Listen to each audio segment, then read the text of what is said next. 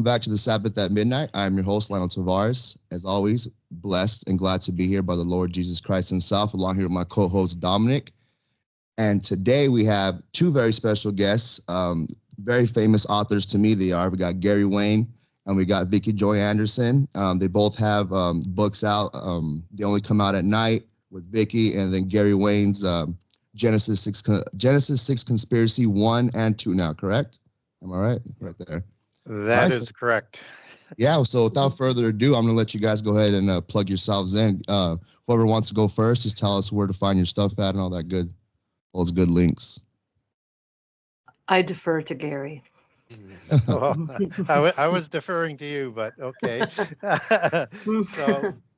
So for people who aren't familiar with me, my name is Gary Wayne. I've authored two books, The Genesis 6 Conspiracy Part 1 and Part 2. And they're available on print. It's available on Kindle. Book 1 is out on Audible. Book 2 will be out on Audible in, well, a few days. It didn't hit the Black Friday, but it's going to be out soon. And I've updated my website at the Genesis6conspiracy.com. So if people want to get a hold of me, there's a contact the author icon there if you want to get a signed copy. I've got book 1, book 2, and then a bundling page, and all of the pages have discounts for multiple books now. I have a generous excerpt of all 98 chapters of book 1 and 84. So if you like what I hear today, you may want to have a look at that. And if you want to hear a little bit more on the book, I have on the media page, I have a 2-hour session on each section that I did with another host on each of the books. So there's 15 shows, and no matter how much information you read on the excerpt or on the excerpts or of the radio shows, it's a small drop of information that's in the book. So I'm a Christian contrarian, and I try and verify everything myself as to what somebody says or what I might have heard. And I trust my own verification to form my own opinions. And then I present information and sourcing for all of that. And I try and do that even on the shows that I do. So if I do my job right, then people's eyebrows will be raising up and down, and probably not at the same time. Oh, man. Well, everybody who knows me knows I'm a huge Gary Wayne fangirl. So it's always a pleasure when I get to be in the presence of G-Dubs, my man down there. So I've been looking forward to this. And Gary, I don't know if you can tell, but I've given the Genesis 1 and 2 books prominent display front and center on my bookshelf under the big pencil. So every podcast I do, you can hone right in there on Genesis 6 Conspiracy Part 1 and 2. But anyway, so yeah, I'm Vickie Joy Anderson, author of They Only Come Out at Night, Exposing the Dark Weapon of Sleep Paralysis. And Gary, it's interesting. I've told people if I had not read your stuff and Derek Gilbert's stuff, I would have written a completely different book. And the reason I wrote the book that I did is because I was so influenced by the history and the just the gods of antiquity, and you guys, your research put a whole new light onto this sleep paralysis phenomenon for me, and it put a lot of pieces together, and I started studying ancient gods, ancient covenants. And so I really owe you and Derek a debt of gratitude for enhancing my research ability to put out what I think is a very different book about the topic. So if anyone wants to find me, VickieJoyAnderson.com. You can find my email address on there. You can watch all my podcasts on there for free that I've been on. And social media, I've got a YouTube channel at Vickie Joy Anderson, all caps, and Vickie Joy Author is my Instagram and TikTok. Awesome. Very nice. So this show, my voice is going in and out. There's been a lot of talk recently about the Nephilim. Who are the Nephilim of the past, and are there new Nephilim now? How does this tie into the secret societies and the family bloodlines and all that entails? You know, I'm hearing so many stories now that these Nephilim are being seen now, either as in human form or other form. Then we have the UFO phenomenon. What does that have to do with the Nephilim, if any? And then we have the sleep paralysis, the dark spirits. are these tied into the UFOs and the Nephilim? There's so many questions about the royal bloodlines, and it gets confusing at times. With Gary, and start where you feel it's a good place to start to diffuse all this stuff that, because my mind all this stuff about the Nephilim. So did you catch that? Right. You're fading in and out for me, Dominic. I heard a little bit. Gary, if you want to take the first part of that in general, and then I will hone it in on the sleep paralysis aspect of it. If you guys need me to kind of repeat what he said, I'll try to, because I don't know what's going on with the mic. Yeah, I can hear you a lot better, Lionel. Yeah, so what he was saying, this question was, there's, with so many different things going on with the Nephilim and the UFOs, and how do those tie in together? Are there new Nephilims now? And then how does that tie into sleep paralysis? Does sleep paralysis tie into the UFO abductions? What Dom was basically saying is that it's so confusing and it's so, hard to keep track of everything. You just want I guess like a condensed version of like, what is this and this is this and this is that, without confusing all of them, because they're not separate. Are they all going together is what he's asking, I guess. Yeah, those are all very large topics, and they are all intersected with each other. So it'll be hard to sort of encapsulate that all in one aspect. So maybe I'll just sort of table sort of an introduction, and then we can kind of go from there and answer those questions as we go, because they're really important questions and really good questions. And as what was stated, they are on the tip of the tongues of more and more people. And I find it extraordinary now that the talk of giants and Nephilim it's not mainstream yet, but most people are becoming aware of this genre and this concept and are wanting more information on it. And there are a lot of different sources that people can go to, and they're not always consistent. It's kind of like people who are trying to dig into eschatology, and then they find out there's like so many different forms and approaches on it, and even within those forms and approaches, there's a whole bunch of differing positions on different things. So it can be rather confusing if people aren't familiar with this. So I think what we'll do is start, in case people aren't familiar with the term Nephilim, we'll start with that. And sort of I'll roll forward for a couple of minutes, and then I'll let Vickie come in and then sort of see where we go from there. So for people who aren't familiar with the word Nephilim, that comes out of Hebrew. It's a Hebrew term, and it's a male plural word. The singular is Nephil, and I-am is a majestic suffix that's used in multiple old languages to represent a bloodline. And so I document that in book 2 and show you the sources on that. So if you look at like seraphim, it has the I-am plural, and that's an angelic order. If you look at cherubim, it has that I-am plural. But the other angels don't have that, except for the Ophanim, if that's the group of angels that are in the wheels. And all of that would imply a majestic bloodline coming from the 3 watcher groups versus the archangels, who don't seem to be part of that. I'm not saying that none of them did, but they don't have a posterity or royal posterity that seems to be designated with them. And the term Nephilim is defined in Hebrew as a giant, a tribe of giants, a bull, and a bully, out of the Strong's Dictionary. And these were considered to be demigods and the offspring of fallen angels in the Bible and in other cultures. Demigod means the offspring of a god or a goddess and a human male or a human female. And they were 50% god or 50% human.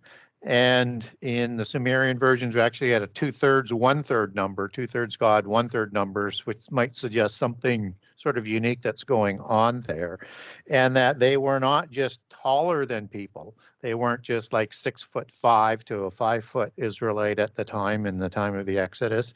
They were exactly that, giants that were so extraordinarily large for their connected state of being, in this case, a hybrid being, angelic and human, that they far outtowered the humans. So we don't know how big the ancient Nephilim were before the flood. We only can get some references to Nephilim after the flood.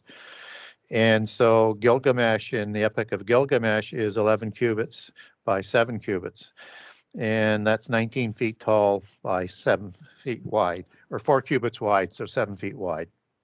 And so Goliath, which is about 1,000 years after the flood, that shows up in the Bible, that's the only one we get a physical sizing. Well, we get one other one that's a little bit smaller, that's an Egyptian giant, but this is the largest one that we get a size for.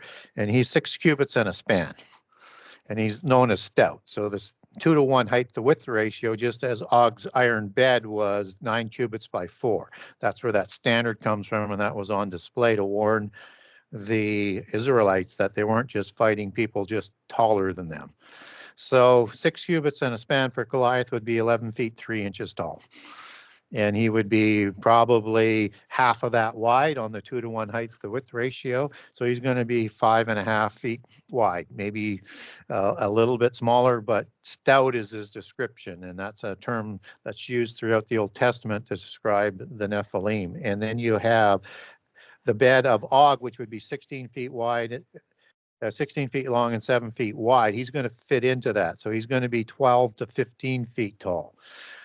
The corresponding Greek ones, I won't spend too much more time on this, like Orontes, whom the Orontes River is named after, or Achilles, they would have been 12 to 13 feet tall. So in that range as well. So we get sort of a consistency of the length, and we expect that the antediluvian ones were, or before the flood, were even taller than that. So these became the royales, the kings of God, as you take that back in its etymology. And Rex Deus, as I talk about in book 1, Latin kings of God. And Al and El is a transliteration of Al is a transliteration out of El, and El in Hebrew means a god or an angel. And Al, as in Lord God, as in Baal, is one of those translations. So you would have like ILU and other languages, all meaning the same thing in a different language. And that these royales were given the divine right to rule by their celestial mafia godfathers who procreated them. And so they start to populate the whole elite. And just notice that word elite. If people need to understand that we swim in a world of polytheism, we breathe in that same abyss of waters of the Gentile nations and the history. And so our English language is just inundated with it. So elite means a very select group of people in terms of ability or qualities compared to the rest of society. Populate the top 2 classes, the humans populate 3rd and 4th class. And they're a class of people saying that has the greatest power and influence in a society because of their wealth, privilege, and genealogy. And that word elite, if you look at the word Israelite, is actually in there, right? Yep. But it's the L part that's important, and the ite part. And so that's a sort of ite is usually used for human tribes. So these are hybrid humans and giants as they intermarry with humans down the royale history. And it would probably be better spelt in English using the IM. It should be Elim, because these are the descendants of the giants. And they have the genealogies to prove that. And so one of the terms for Nephilim is, as I said, tribe and a tribe of giants and a giant, and also a bully and a tyrant. So a bully is not a different meaning. It's describing and giving you more information. So in whether it was in Sumeria or in Ugarit or anywhere else, the angels were called bulls as part of their allegory. And their offspring, the giants, were also called bulls. So Gilgamesh is a bull. Og is considered a bull. All of the offspring in the Ugaritic texts of the Rephaim postally, they're called bulls. And so we need to understand the bulls of Bashan are referring to both. So when Jesus is on the cross in the book of Psalms and he's being taunted by the bulls of Bashan, or we see the fatlings of Bashan being sacrificed in the Gog War and the Armageddon War, these are references to those kinds of people that still rule this world from behind the scenes as the visible ones for the invisible ones. And the other word that's important to understand is tyrant. That doesn't mean that it is a human tyrant, which it could be used for. And Gibborim, which describes Nephilim in Genesis 6:4 as a mighty one, also means tyrant, and thought to be the same reference for the terrible ones that are in Ezekiel 32, which Pharaoh is one of these terrible ones, talking to the terrible ones within the pit prison and the cells of the pit prison, with the mighty and the El that are in there with the fallen angels. You have the worst of these terrible ones speaking to Pharaoh in that dual prophecy, and they were sent there after they were slain. And so they're sent to the sides of the pit prison. And so when we look at these tyrants that are described in Ezekiel 32, we can look at the Seranim of the lords of the Philistines coming out of Greece, having that title, Sar and Saran. As you take that out of the Hebrew, the original name, and according to Israelite etymological work and historians, is that somehow connected back to the Tyrannos of Anatolia, Syria, and Greek. Well, the Tyrannos were Herculides kings, Herculidean bloodlines. They were the Gyges, G-I-Y-G-Es, and in plural it's Gaies. And they had a bloodline that goes back to Hercules, which was son of Zeus and Alcmene. And so the lords of the Philistines, Seranim, are equivalent with the Greek Herculides bloodline, or the Cretazens from Zeus, as it's understood. And Creta is that same source word for Crete.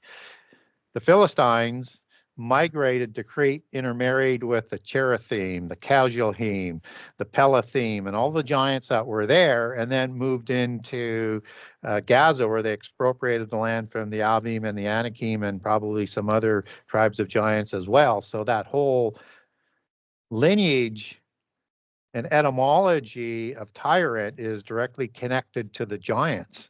And we need to understand that as a whole.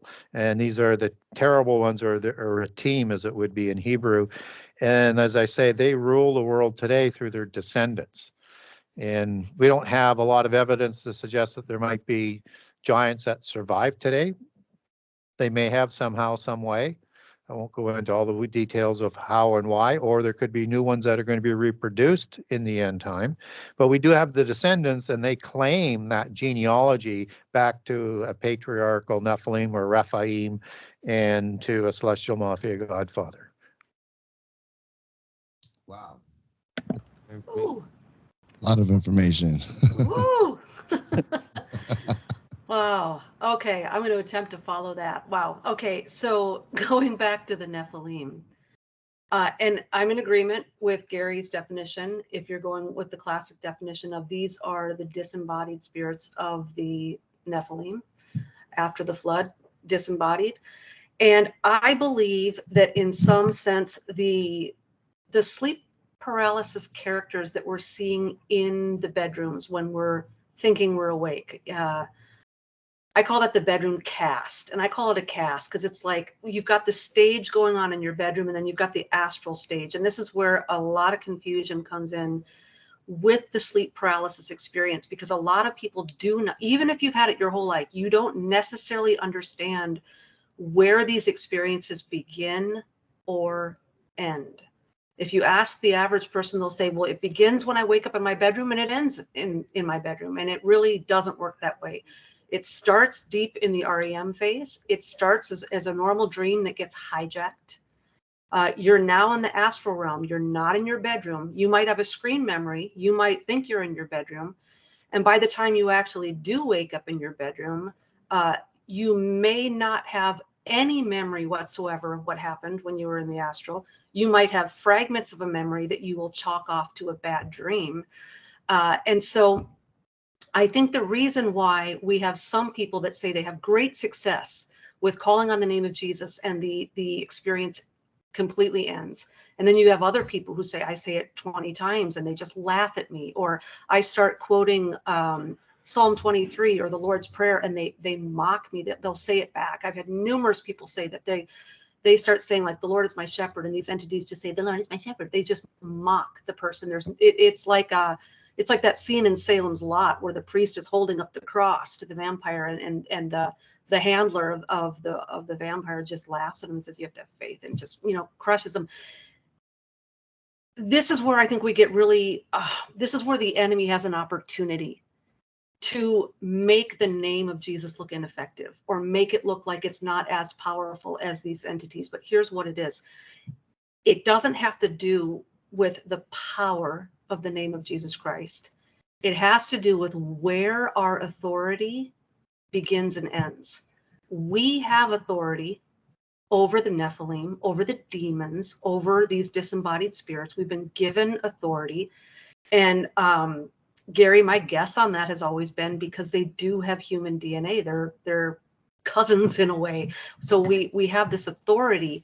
Whereas you get into the astral realm and you're dealing with an entirely different cast of characters now. Now you're into Ephesians 6:12 stuff. You're into the principalities, the rulers, depending on your translation, the spiritual forces of darkness, et cetera, et cetera. And so you're dealing with a whole different group of principalities now that may or may not give a rip about what your worldview is during the waking hours, right? And so what I try to get people to understand is the sleep paralysis entities that we have demoted down to very juvenile, unthreatening titles: Hat Man, Shadow Man, all this silly stuff, this unthreatening, these kind of euphemisms to dumb them down. Whereas we know, even from Psalm 91, for example, the terror by night is the Pechad. And we have all of these Lamashtu, these are like the screech owl entities, the Lamashtu, the Lailu, the Lalitu, the Lilith, all of these things. These things have names. The Shadow Men, the Hat Men, they have names.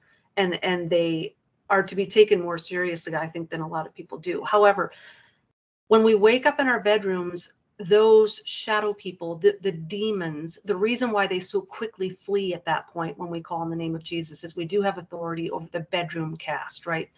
But I do think that the cast of characters that we see in the bedroom, I think, are a diversion from what's really going on. So when you wake up and you have no memory that you have encountered principalities, you have no memory of what might have happened in the astral realm, what sort of covenants might have been made, what sort of thresholds might have been crossed. If we were to wake up out of a sound sleep and our heart would be pounding and we'd be sweating profusely and terror and adrenaline is running through our bodies, we would start to ask questions, right? Like, what happened? Why do I have this high adrenaline fight or flight situation going on? And that would cause us to ask questions. And because they want this to be a covert operation, at least up to this point, I think it's getting more overt now that the gods are manifesting. But with that said, I think that a lot of these lesser beings that can be more easily controlled, these Nephilim, these demons, the Shadow Men, the Hat Men, I think they're the diversion, because it gives us a very easy, plausible explanation as to why our body thinks it's in trauma, right? So we see a Shadow Man and we can immediately associate all of these vital signs in my body right now is reacting to that Shadow Man. And we're never going to ask further questions about when exactly did this start? Was I having a nightmare last night? Did something shift? is there perhaps a screen memory involved here? Because how come whenever I look at my room, there always seems to be a glitch? There's something that's not there that's in reality. You know, so when you start to look at these things, you'll start to ask questions. And so I think that when you actually go into the research of, forget the Shadow Man and the Hat Man and all of this stuff, forget about all the horror movies and what the media has made that into. If you go into the actual ancient gods that have the names, if you go into the history of, like, Lamashtu, for example, who would come to the threshold of the home, and she was responsible for crib death and the death of nursing mothers, miscarriage, all of that sort of a thing. You start to see a lot of similarities in not only the ancient history of these gods and what they did and what their roles were, but you also see a lot of similarities with our vampire mythology, such as stepping over the threshold being an invitation, the sucking away of life, blood, or life force. You see the erotic components of it, the sensual components of it.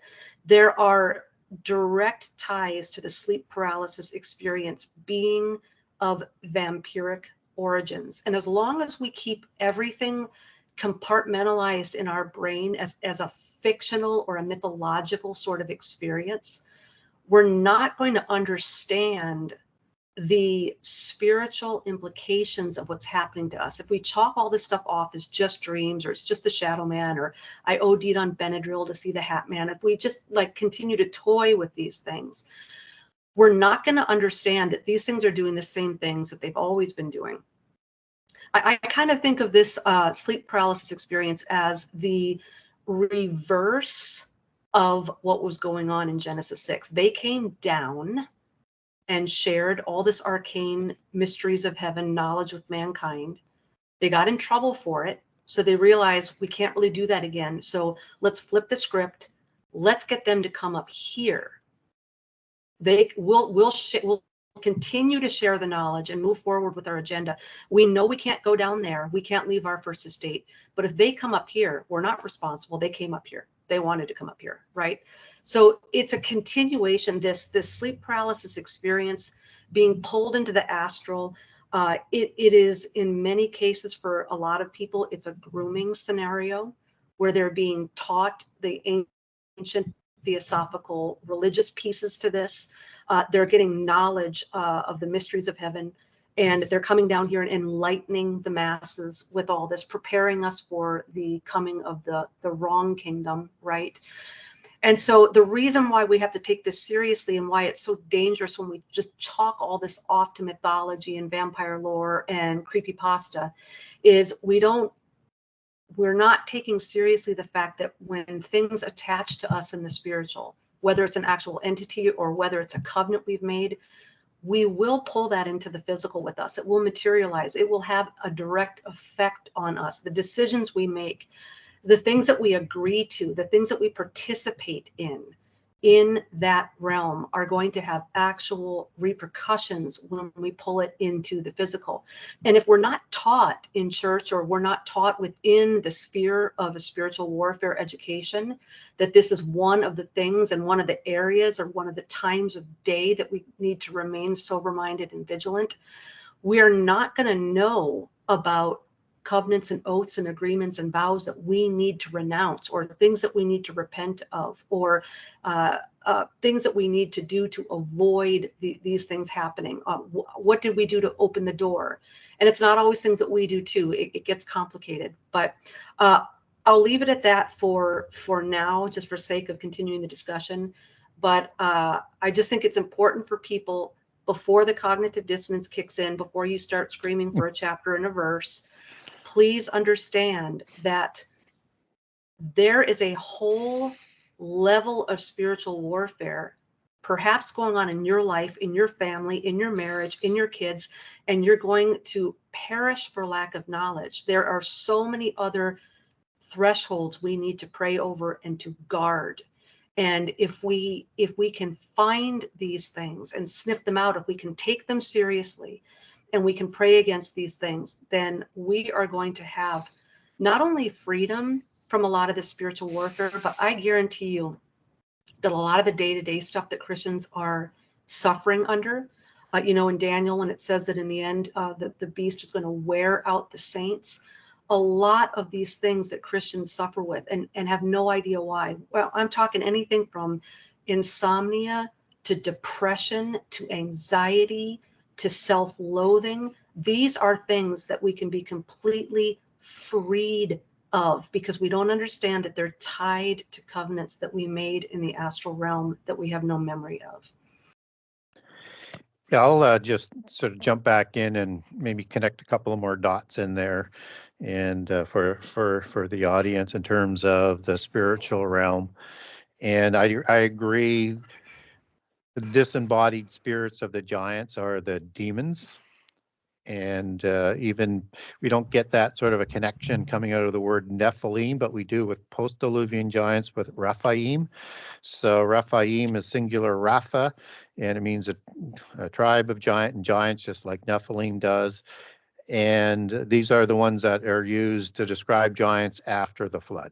And so Deuteronomy 2, if you go there and it lists these giants where it says like the Anakim are giants and Horim, example, that'll go back to Rapha. Now it's sourced in 7495, giants is 7497. So it's derivative of Tehil. Rapha of the same spelling, and 7496 in the middle is meaning an evil spirit, a ghost, a demonic spirit. And those are all attributes of the Rephaim giants as they're described in the Ugaritic text. There are healers, and they can heal themselves and others. When they die, their spirits go to, if they can usher them in a parade through portals into the other world, that's where they take them. And of course, they were giants and dynastic giants. So we get another term that comes out of the Old Testament that these demigods were also worshipped. And it's called hero worship, like in Greek religion or in Taoism and around the world. And these things would come back and haunt them when they died, when their bodies died. Genesis 6:3, for people who are looking for a reference on that, life is limited to 120 years. That's because of the creation of the giants, and the giants were created in Genesis 6:1 through 4. And it's not as the propaganda goes that says it's Noah's commission. I won't go too far down this rabbit hole here, but it's 100 years from the introduction of Noah, the birth of his sons, to the time he goes on the ark. And biblically, it's not going to make a math error. So it's not the time of that commission and the building of the ark. So that's the brief version on that part. So in Psalms 106, 37, and Deuteronomy 32:6, we have the Israelites that are being warned not to worship devils, as it's translated. That's the Hebrew word shed, 7700, and it means a demon spirit. So that's the hero worship that's talked about in other cultures.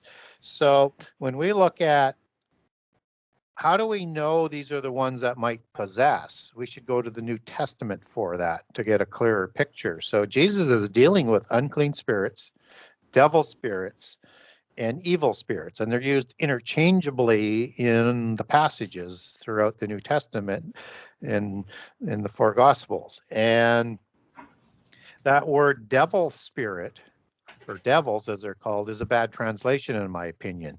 Typically, diablos is the word used to translate devil, as when it's used for Satan, as in Revelation 12, where he's called the devil. For the classic example, over when the devil is being referred to and it's Satan, that's going to go back to diablos in Greek. This is daemon.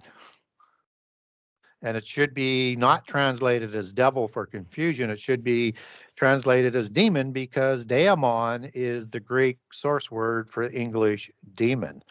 And so these are the disembodied spirits that we're dealing with of the giants, but they are part of a hierarchy, both when they're visible and when they're invisible. So just as when we talked about Jesus on the cross, those bulls of Bashan are spirits that are doing it, and there's a hierarchy to the spirits. So you have, and Vickie was talking about the principalities, which is part of the angelic order of invisible ones that rules from the council of the gods.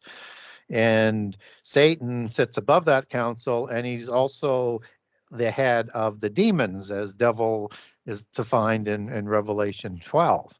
And so he leads the angels there, and he's the leader of the demons. And when we look at the offspring, there's a hierarchy of physical offspring of different kinds of offspring of the angels, and there's a hierarchy there. I think the demonic spirits and the physical giants were the highest level on the earth, just my speculation and trying to understand the hierarchy. But you also have the elementals that that if their bodies die, that they would have a demonic spirit as well as that same type of creation, just to name a few. And there's 4 groups of elementals, including a reptilian, which is larger than human, that sort of lives in the earth and is part of the alien mythos. And then 3 groups of small elementals, of ugly ones like gnomes that also have ones that look like the Greys and flying machines and go through portals in these flying machines and kidnap people. You have good looking ones, you know, like if you see a fairy princess or Tinkerbell, it'll be good looking ones like that. There's a whole series of these, and they're the same groups in all continents, all cultures around the world. And then the other one is the mischievous ones. And elementals actually shows up in the New Testament, which is really important to understand, both physically and invisibly, in terms of how we should understand that as disembodied spirits. So in Colossians 2, 8, and 20, you get rudiments. And in Galatians 4, 3, and 9, we get elements. And these are the ones that hold us in bondage, as those passages describe us. While inanimate objects, which you can describe elements as, can't hold us in bondage, right?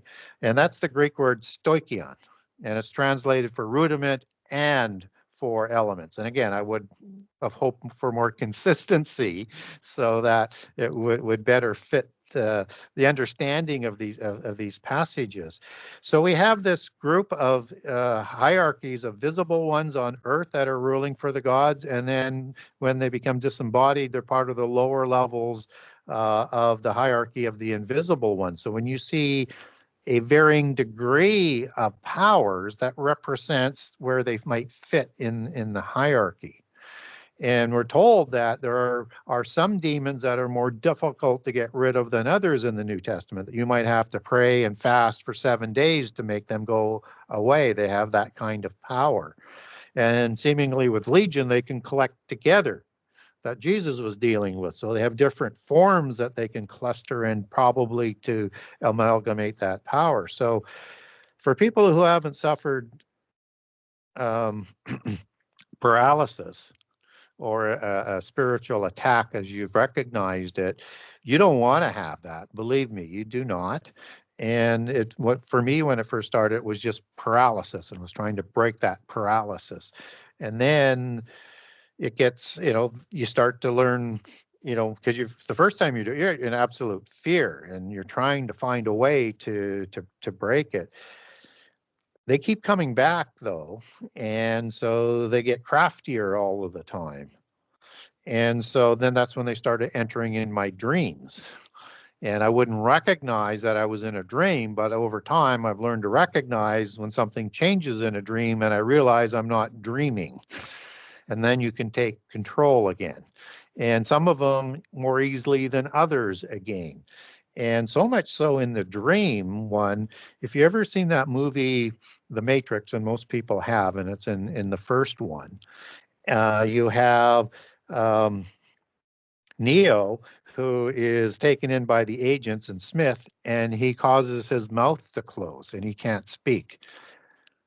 Physically and mentally, that's what they did to me and it's very difficult to break, because you can't command them if you can't even think the command. And you really have to be fully aware and be able to just fight through it. Eventually they'll wear down, and they will concede. So, but I don't know how far up in the hierarchy that I've dealt. and and I don't know what else that they might do down the road. And you don't have to do anything to invite them in to your dream. And what happens, there's a good parallel account in Greek mythology with, gods like, Morpheus, who also show up in the Matrix, and the gods of sleep, that they would enter into the dreams. And now that's an angelic order that's doing that. So versus the demonic order, because the beings that were charged with that were not demonic. They were full-fledged gods. So they have the ability to do that as well. And they would be much more difficult to deal with as you move up that hierarchy.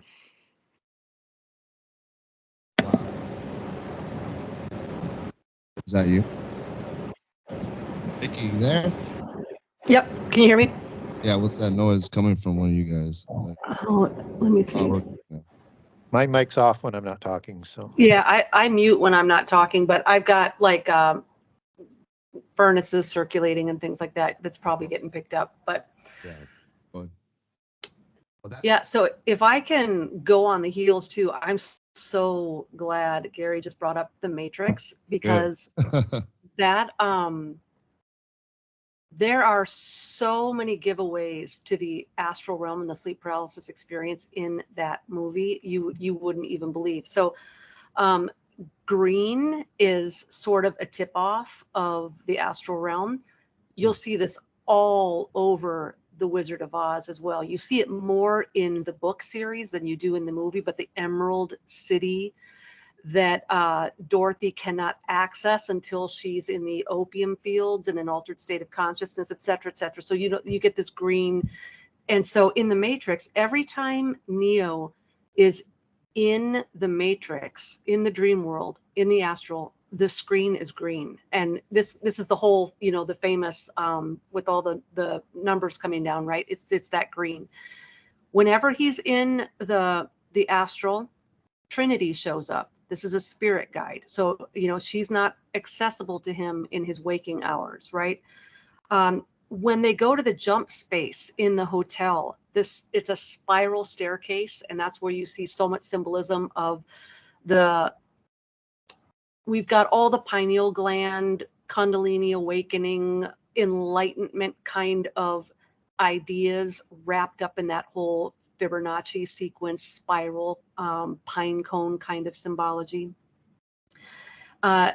Some of the most interesting, so what Gary already said, Morpheus, god of dreams. There's a good tip off that where Neo is, and I'll even say Neo. Neo is, if you scramble the letters of Neo, it's one, O-N-E, and he's called the One. And a lot of people who do have these abduction / grooming experiences in the astral, whether you're going there intentionally and think you're doing a great thing, or whether you're being, yanked out of your body there, it is a grooming. And a lot of people, they'll put up with all the negative side effects and the paranormal activity and the exhaustion and all that stuff, because they are told in their grooming process that they are chosen. You're a chosen one. You're the one, right? So we see that even in Neo's name. When Morpheus, the god of dreams, takes Neo to see the oracle, he takes him to the threshold of a door, the apartment door, and says, I can go no further. And so Neo had to make a choice to cross over that threshold. Now he's culpable because he invited this. He agreed to this. He just made an agreement. He crosses over the threshold, and now he is in a kitchen with the oracle, and the kitchen, you'll notice, is all green. The appliances, you have the green theme again. And so this theme is all over the Matrix, and that's not the only film. There are so many films. I could list so many of them, that it is basically an encoded, let's see, Gary, you're going to have to help me with this. I loved your research on the legomenon. Is it the language? Yep. Yeah. So you've got us naively. It's also called the green language too. Oh no. Oh. Wow, I I love thought I it. thought you would like that. So Oh my gosh, I love it. I got to write this down. I'm sitting here taking all these notes. I feel like I'm back in I a see college you writing course. them I'm like, down. I know, man. I don't want to forget any of this stuff. So the legomenon is, they also call it, I can't think of the other word for it either. But anyway, you've got us, the uninitiated, sitting in our recliners, stuffing popcorn down our gullet, watching this stuff, being entertained by it. But through the symbols, and a lot of us have picked up on this stuff now. We see the symbols and the numbers and the hand signs, and we know a lot of that stuff. But embedded in these films is basically they're laying their whole agenda out in front of us, and kind of they're trolling us. And so I always kind of tell people, if you want to hear, if this is a seed war and there's two kingdoms at war, if you want to know the gospel of the kingdom of God, you go to the word. And if you want to know the gospel of the kingdom of Satan, you go to the movie theater, because that is a church service. Every time you go, every Saturday you go and you sit there for your 2 hours in your service, you are getting preached a gospel. They are laying out the gospel of their kingdom very plainly, if you know what to look for.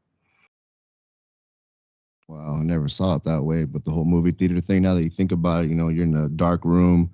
You used to have the velvet sheets open up the screen, and on the screen they're giants. I don't know. I guess it kind of all flows together a little bit. Yeah, seems like it. So these royal families, these Nephilim bloodlines, who might they be today?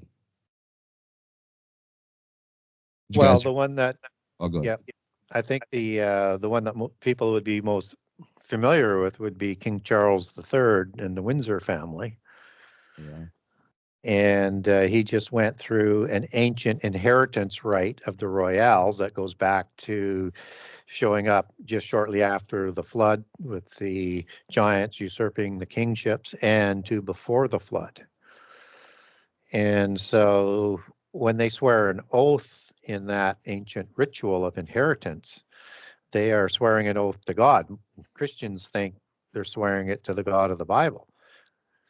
They are bound to their genealogical celestial mafia godfather. It's to a specific God that they swear that authority to, because it's the royales that rule over the nations, the 70 nations of the earth, that the gods in the council of the gods rule over, and they are the divine representatives, which is why kings and queens were always understood as, demigods or gods, because they're literally, as the descendants of the fallen angels of the gods, they're physical representatives on the earth.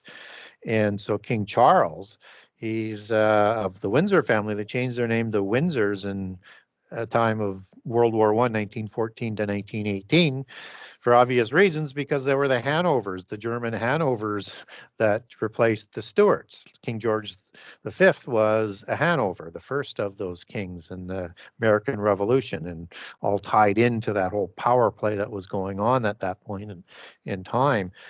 And that the Hanovers and the Saxe-Coburgs and the associated bloodlines of the German royales, they were heavily interwedded amongst Middle European bloodlines. And so if somebody wants to imagine World War One, seeing as I'll use that as a reference, and World War One is a family war of cousins. They're all related, and first cousins for the most part.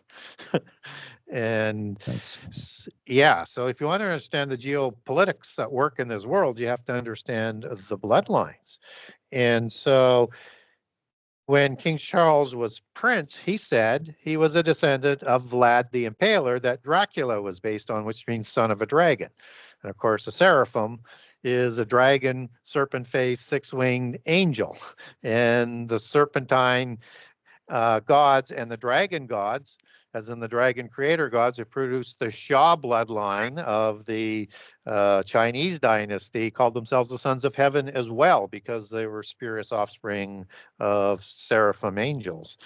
And so when we look at Dracula, I mean, that's a complete allegory created in their typical MO of writing style that begins with whether or not it's the hero classics out of Uruk, or it's the writings of Greek history with heroes, whether or not it's in the Roman tradition, and with Ovides would be a good example of that. You could go through to the Grail stories, through to Shakespeare, to the Inklings and the mythopoetic. It's an ancient style where they immerse us in their belief system, their genealogies, who they are, what they're doing, and what's going to happen. And they know we're not smart enough to figure that out, so they can do it in plain sight. And so, yes, you would be initiated, you would be brainwashed. All of that is sort of at place. But getting back on topic, Vlad the Impaler was your classic Tuatha De Danann, or white elf, as in Lord of the Rings, right? These are the tall ones. They're not shown as giants. They're different than the elves that are the dark elves and the elementals. And they have pale skin, these really weird ears, as are shown in the Lord of the Rings. And they're the rings of the Lord because they're the ring lords because they're given divine right to rule at Nippur in the Sumerian tradition, or at the assembly of Datanu in the Ugaritic text after the flood, and also before the flood with El and then later Baal. And they have this ring that they wear that you kiss because that's representative of their authority from that Lord of the Rings, or the assembly, or in the allegory of the Grail is the round table. Those are all royales, not just knights. They are all royales. And so you have this imagery that's going into Vlad the Impaler and into Dracula as a pale-skinned, hazel-eyed, red-haired, classic Tuatha De Danann versus the blonde-haired and blue-eyed ones. And we have blonde-haired giants red-haired giants in the Bible. We just don't recognize that. These are part of the Rephaim. Rephaim are red hair, as well as the Horim. Anakim are blonde hair, and their offspring and hybrid giants, which were the Amorites, also are depicted with blonde hair on reliefs and lived amongst the Anakim. So when we look at this individual, he was educated at the mystery school in Solomon in Austria. And he takes his genealogy as the son of a dragon with the title that he's given back to a Herculides bloodline, back to the Agrathi tribe, which is the offspring of Hercules. And Hercules is the son of Alcmene, the female, and Zeus, the post-Diluvian chief god of Greece, versus Kronos, that's before the flood. And this is his bloodline. It also interconnects in that family tree as they represent it back from another scioning in from an angel they call Tamiel or Camiel, but we would know them, as they would say, not by that name, because the angels had up to 7 different names, each of them, but Kezidiah in the book of Enoch. So when we look at the royales today, with one example, you can weave your way all the way back to a post-Diluvian god, and that they're going to represent their heraldry coming down through the ages in their coat of arms. So if you look on their coat of arms, you see things like eagles, you see lions, you see dragons, you see serpents, you see bulls, you see all sorts of different types of things like that. And we don't get the description of all of the fallen angels. But what we do know is that a cherubim has a human head, it has a lion's head, it has a bull's head, and it has a bird's head or an eagle head. As some of the Anunnaki watchers are depicted with both human and bird heads in the same ritual on reliefs. And of course, seraphim are serpent-faced angels. So biblically, we don't get all the descriptions of the angels, But there's an interesting passage in Pistis Sophia that lists all sorts of different ones that includes apes and bears and pigs and for heads of some of these gods that are in the pit prison. So I would love to jump in right now, Gary, About to since say you, rebuttal. yeah, since we are on the fringes of Tolkien.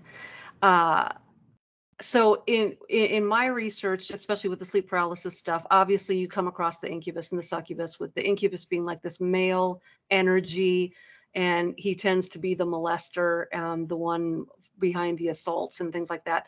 But if you go ancient enough, way back, this was represented as the faun, or kind of like the Pan character. That the faun was the incubus. And so if you want to, controversial, spoiler alert, everybody, if you want to take this into The Lion, the Witch, and the Wardrobe, you have Lucy crossing a dimensional threshold through the wardrobe into this other realm. She's immediately met under a light post. She's enlightened. She meets a faun. So if you know the code for that this is potentially an assault demon, he takes her back to his place. She's given something to eat or drink. She falls asleep. She's knocked out potentially by what was given to her. And she wakes up to Tombless apologizing profusely for being such a bad faun, and, blah, blah, blah, blah, blah. And so are we potentially seeing, or, there's a point where we can start reading everything into everything. But if we know the symbols, and I just have to believe that people like Lewis and Tolkien, given their intellect, their genius, their study of history, their knowledge of language, of mythology, certainly they had to have known who some of these characters were, these elves, these ring lords, these the dragons, the orcs, which I think even translates to the word demon. Were they knowledgeable of this? What exactly were they allegorizing? oh, they knew. They knew. And the first thing you have to unravel with Tolkien and Lewis is that, number one, if they were Christians, they never renounced their writings. So we need to know that. And to be in a Rosicrucian society of the Inklings, which is a writing craft like the one Francis Bacon set up. He set up two, the Knights of the Helmet and the Spear Shaker Society, from where Shakespeare's name comes from, to develop the English language to become the KJV language for that Bible that King James brings in, who mysteriously has unicorn substituted for wild bull, and unicorn is on his coat of arms as an allegorical cherubim, but that's a whole different rabbit hole.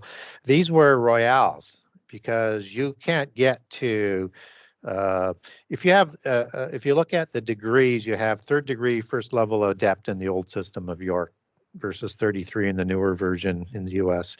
And then if you're going to oversee lodges, you'd be fifth degree, and that's kind of where the Illuminati starts to dwell in higher, and Rosicrucians are going to be 7 or higher, and there could be as many as 33 or more of those degrees in the old system. And so we don't even show records of them, not that the English lodges or Scottish lodges show members over there, but we don't see any membership that there was Freemasonic connections to them. So how do they become at Oxford if they're not of the royals of that time? Because it's only the elite that's going to be educated into a Rosicrucian writing order of some of the most famous writers of that time, and the beginning of the sort of mythopoetic as it's recognized, even though people like MacDonald did a lot more work on that before them, and others that were part of the same society. If you take their names back etymologically, you can take Tolkien back to Norse and the Tokes. And I do that in a series of documents that I have on Tolkien and Lewis, one for each of their bloodlines, and then 4 on how they took their belief system and put it into this writing, because this is where they learned the craft. They already had the knowledge, and how they learned the knowledge is just as Tolkien has royal bloodlines. You have Lewis that goes back to the Llewellyn royals. And in fact, even in a shorter period of time, I think it's with his mother or grandmother that is, intermarrying with the royal bloodline of England. So these are royals, and he actually takes his part of his descendancy back through Ireland, but it sort of flips back and forth. So they're royals of a very high level, and those royals are initiated from childhood. They don't go through these other lower levels. So they would have been so far above adepthood of first level or Rosicrucian by the time they're in university that they're just there to learn the craft of how to do the writing. They already have all the esoteric knowledge. So when we look at a term that people might hear out there and they might get a little bit confused on, it's called the 32nd degree adept. And I was interviewed by a 32nd degree adept. And he asked me at the end of the show, he says, what do you think about that? And I said, it's either one of two things. I said, either you're a phony because 32nd degree is not an adept level in the Scottish Rite. You have to be 33rd degree, or you're a pureblood. He says, well, how do you know that? I said, well, because my understanding and my research and has taught me that you've been taught, and this guy's under 25 years old too. It's just the other interesting thing, because he gave me the age afterwards, and he calls himself a 32nd degree adept, because in that occult world of the royals is that you're not allowed to take adept title until you're somewhere between 25 and 30. So they call themselves a 32nd degree adept. They're beyond first level adept. But he may have been literally 32nd degree, just waiting for the cap of the 33rd degree at the top level of the York system versus the Scottish Rite. And so anyways, he got absolutely shredded for doing the interview, and he wrote me many nasty emails and letters afterwards because of what I did to him on the show, and he wasn't allowed to produce it. But it was an interesting show, let me tell you. I figured out what was going on. So, jump back in, and I'll continue because I have more to talk about in terms of the Tolkien thing. Oh, go ahead. Me? Well, I have nothing much to say, but I'm liking what's going on. But I do have a quick question. You guys can answer it later. So my thing is that we're talking about the bloodlines and the elites and all that crazy stuff. What do you think about the whole Trump administration coming in and all the chaos around it? And you got Elon Musk partnering with this guy. He wants to get the NeuroLink out. He wants to, he comes off as a nice guy, but I really think that this might be not as good as we think it is. And my second question is for Vickie would be, I don't know if you heard about this. This would be more in your alley. They're starting to do experimental. They want to start experimenting on prisoners instead of prisoners going to jail. Let's say, for example, some guy gets 10 years slapped on him for stealing a car. Now, instead of doing 10 years in prison, they put you in a dream, and you're only in jail for like a day, but in your brain, you're living your 10-year prison sentence. Right. And that's it. That's all I have to say. Okay. So, and just before we get on to that, I'll just finish up with the Tolkien thing then, and Lewis. So, and Narnia was talked about by Vickie. So there's this concept in the New Age and in Eastern religions and occultism of the divine essence and or the incarnation of the Christ consciousness. They're actually two different terms, but it's the latter one, but they do intersect. So that incarnation is an occult avatara term. Avatar is a god. The avatara is a human who already has a spirit who permits that avatara, god or angelic spirit, into them to add power and or knowledge. We see this with Satan when he enters into Judas to give him the courage to continue.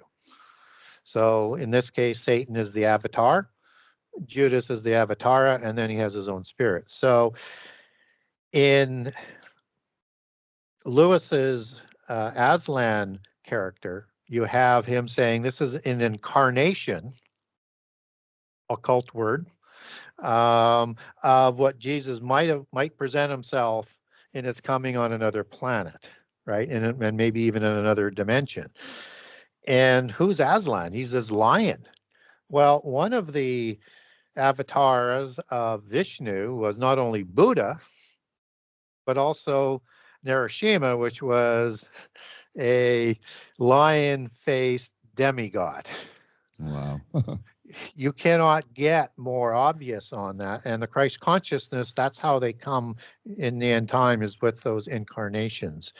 So their whole stories are telling the history, genealogies, and belief system that they have, and they do it because of the knowledge, and they were only at the Inkling Society to learn that craft. And you could go on forever on the things that were occult, and they believe in the fairy tale concept as well, which again links back into that whole ancient poetic mythopoetic genre that includes the Grail. And so, like with King Arthur and Guinevere, I mean, he's son of Uther Pendragon, the patriarchal bloodline that Dracula and Vlad are allegorized as the same as. And Guinevere means, she's the fairy queen, the matriarchal bloodline. It means a white princess or a white fairy or a white elf, as in the white elves that Tolkien uses. And then Tolkien just uses the Norse fairy ideology versus the more British and Celtic version that Lewis is using. So they were occultists beyond belief. And if they ever did convert to Christianity, I doubt it. I think they were there as moles to brainwash us. And if they did, they never renounced their writings. I agree. I just like hearing someone who can defend it, explain it, because we get cognitive dissonance when the great Christian writers of our time get badmouthed. And the desire isn't to be divisive or to pull the carpet out from underneath people and, rain on your parade. But this is areas where the children of God perish for lack of knowledge. When we want to see the gospel of Jesus Christ in every DC or Marvel movie or every Star Wars movie or everything that we read. And there's always going to be overarching, literary features in every story. And the Bible being the greatest example of all of the characters. When human ingenuity mimics story arcs that are modeled in scripture of heroes and reluctant heroes and, gods and creators, it doesn't necessarily mean that we can pound the gospel of Jesus Christ into every, square peg we find. I think sometimes we want to over spiritualize our movie and entertainment habits by seeing a Jesus Christ figure or some redemptive arc in everything that we see.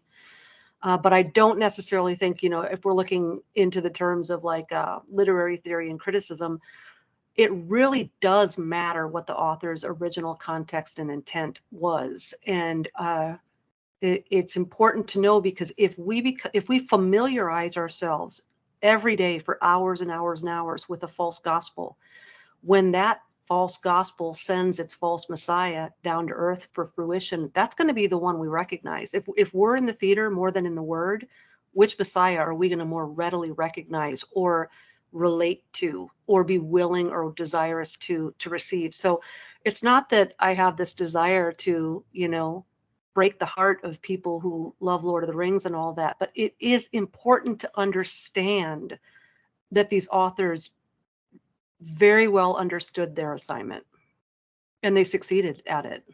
Yeah, they did. Another classic example of that is when you're talking about Faunus, and there's another character, Bacchus, in there as well.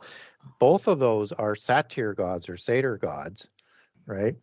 And we do get satyrs in the Bible that it's translated as in Isaiah 13 and Isaiah 34 as end time prophecies, one at the destruction of Babylon and then the other one at Armageddon. But also in Leviticus 17 and 2 Chronicles 11:15, you get the word devils in the Old Testament as well. This time not going back to shade or shed, it goes back to satyr or satyr. Ah. Right? So he would know this when Lewis would know this when he's putting these figures in. And so what is a satyr god? Well, Azazel is a satyr god, as a goat god as he's pictured in the occult. And Pan is a goat god. And Cern is a goat god from the Etruscan pantheon. And sometimes he's translated as Inuus, but that's more of the Latinized or Romanized version of the original Etruscan version. And Cernunnos is a satyr god, as a horn god.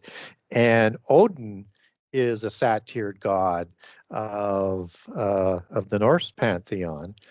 And interestingly enough is that when we look at the Indo-Aryan word, it's very important when it comes to these goat gods and other things that sort of come down from Indo-European or PIE, Proto-Indo-European. That's the language of the giants, both before and after the flood. And so this language has a specific word that is spelled C-E-R-N with the vowels put in, C-R-N or K-R-N or K-E-R-E-N sometimes, pronounced two different ways, Cern and Kern, or Keren. And Keren is the Hebrew word for horn and for mountain. And Cern would be part of that, and Seren would be part of that transliteration that ends up with the Tyrannos connection that I was talking to with Serenim, and so of the lords of the Philistines. And that word means horn-headed god. And it is a major part of the pantheon after the flood in all religions around the world. So when you see any sort of fawn or goat individual, this is a direct reference to a very important part of their hidden religion that they like to hide from us, but mysteriously slide into all sorts of different forms and ways in the entertainment and the things that we see in the world. Go ahead, Vickie. I could talk about that, the whole Rosicrucian, Inklings, Lewis, Tolkien stuff all day long. I'm so fascinated by that. But, okay, do you want me, Lionel, to go into this, what you're talking about with the 10-year prison sentence? Oh, yeah, I want to know what you think about that. Is that even possible? I mean, you're going to wake up like psycho because you just had a 10-year dream? Well, you know, they told us about this years ago with Total Recall, right? Yeah.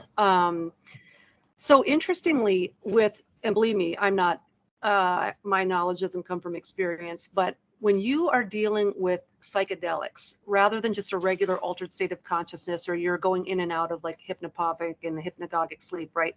When you've actually taken some sort of a psychedelic, like ayahuasca, mushrooms, whatever, and you're looking for one of these like spiritual experiences, there are a lot of ayahuasca stories out there. And in fact, Gary, I was really intrigued when you were talking earlier about the elementals and you said the mischievous ones, because, you know, when people write to me or call me and they talk about their different sleep paralysis experiences, the psychedelic experiences are very unique. They don't really talk about Shadow Man and all that. They talk about the clowns and the jesters and the ring masters and That's all more connected into the trickster spirits. And then I'll let you continue. Yes. Absolutely, yes. So what's really interesting is there are people who have ayahuasca experiences and they come back and they all talk about how they, before they have their moment of enlightenment where the whole mystery of the universe is revealed to them, which is usually a gospel other than the one preached, you know, according to Galatians 1, anyone who preaches a gospel other than the one preached is accursed. A curse falls on them. And so usually people come back from these enlightenment experiences and usually they're saying something like nothing matters, or, they have some sort of very nebulous, do what thou wilt sort of theology. But before they get the payoff, before they get to that point in the trip, they go through what they describe as a physical or a soul death, depending upon how articulate the person describing their experience is. And they talk about a terror that overcomes them, how they're overshadowed with darkness and confusion. And it's almost, Gary, correct me if I'm wrong, we've got Shiva outside of CERN, and the Dance of the Dead is actually supposed to pull like every single molecule and atom in the universe apart. It's this dance of destruction where everything just shatters. And so it's interesting to me that people who have these trips will talk about this soul death in a way that really is synonymous with the explanations of what is supposed to supposedly happen one day when this Shiva's Dance of the Dead comes into fruition, right? But anyway, with that said, ayahuasca and psychedelics aside, there are people that tell very similar stories that weren't on a psychedelic, but they had a traumatic brain injury of some kind. So we know that there are aspects of the brain and the physiology that the enemy knows how to capitalize on, knows how to hijack. We know a lot about the pineal gland and other things like that. Even in sleep studies, if you have people with sleep paralysis hooked up to all of their, their data machines and their EKGs, they can measure serotonin levels and things that are peaking. And so there are things going on in the brain when these things happen. Now, there was a story, I'll give you the ayahuasca version and then I'll give you the TBI version. There was a guy who did an ayahuasca trip, and when he came back from it, he was, I think he even had some sort of a breakdown, because in the, 10 minutes he was down or whatever, he experienced a 60-year lifespan. Wow. And occasionally when you have a nice dream and you wake up and there's that heart drop where you realize it was just a dream, and you're like, oh, and you want to latch back on to that encounter or that person or whatever. Yeah. Yep. So this guy had to deal with like genuine grieving over all of the people and the experiences that he believed to be real. There's now a part of his brain that believed that was a real experience. And so it psychologically messes with people, not to mention the fact that it really paves the way for bad doctrine, reincarnation in multiple lives. And this is where we're getting all of the quantum parallel universes and, all of this stuff is coming in. The non-ayahuasca story I'll tell you about, this was on Reddit, but the guy swears up and down that it's not creepypasta. He swears it's true. And it's the story, I think, of the lamp, or the red lamp, maybe. I don't know if any of you are familiar with this, but he was coming out of some store or restaurant or whatever, and he fell on the pavement.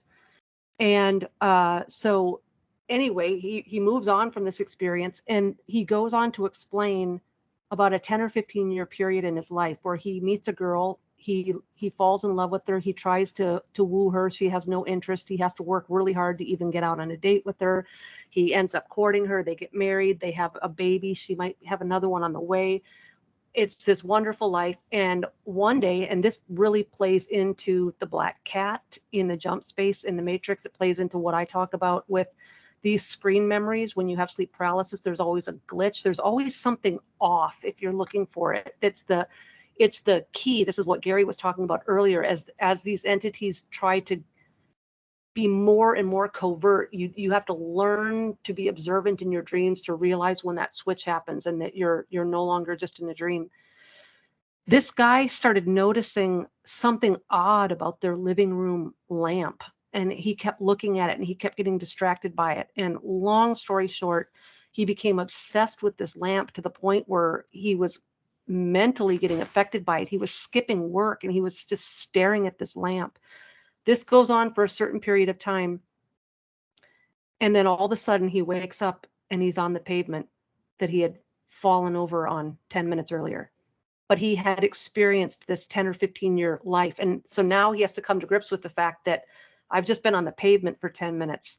I never met this girl. This girl might not even exist. She doesn't love me. I don't have these kids. These kids are gone.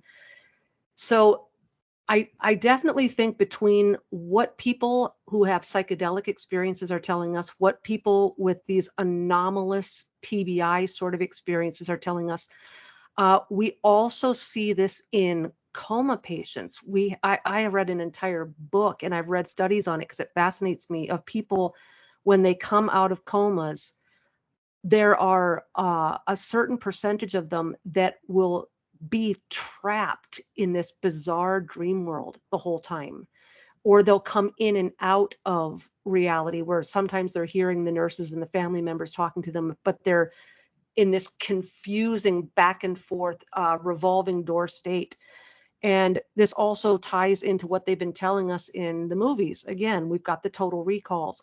We've already got places in Colorado that are, if the price is right, where you can get a psychedelic, like a drip, a slow drip, where you're literally like in a doctor's chair and you're being monitored, but they're extending these psychedelic trips up to like a week now. So if this stuff can happen, if a lifetime can happen in 10 minutes, what's going to happen if you're down for a week?